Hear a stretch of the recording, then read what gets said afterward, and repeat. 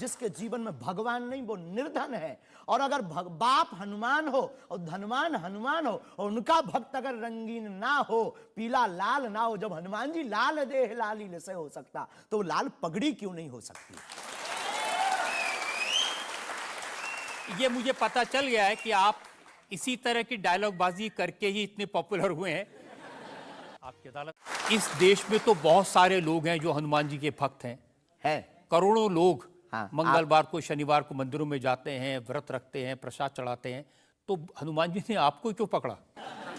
कुछ ज्यादा ही घनिष्ठता होगी हमारी, उनको ज्यादा मोहब्बत हम पर आई होगी। लेकिन इस करोड़ों लोगों में हनुमान जी के लाखों भक्त हैं, उन्होंने अपने लिए मांगा और हमने पूरी विश्व के लिए मांगा।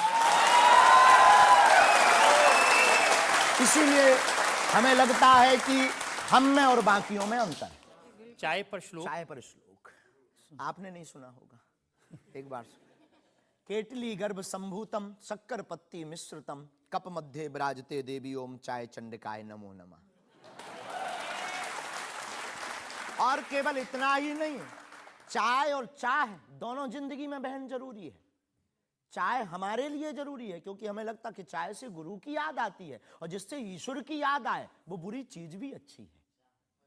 और चाह, परमात्मा को पाने की चाह भी जिंदगी में बहुत जरूरी है। जिसके अंदर ईश्वर को पाने की चाह होती वो आदमी भी नंबर 1 का होता। चाह पैसों से आनों में आती रही, चाह आनों से रुपया बनाती रही, चाह रुपयों से नोट बुनाती रही, चाह नोटों से कोठी चुनाती रही, चाह कोठी में मोटर मंगाती रही, चाह मोटर से होटल में जाती रही, चाहे होटल में बोतल खुलाती रही, चाहे क्या क्या ना करती कराती रही।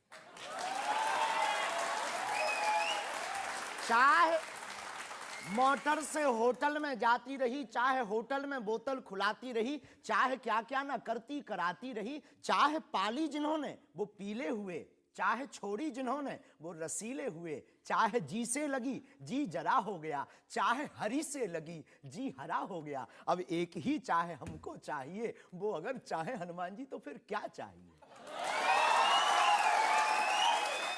क्या करेंगे बुलडोजर का? आत्मरक्षा। घर के बाहर रखेंगे कि देख भाई तू आना मत, ये भी है।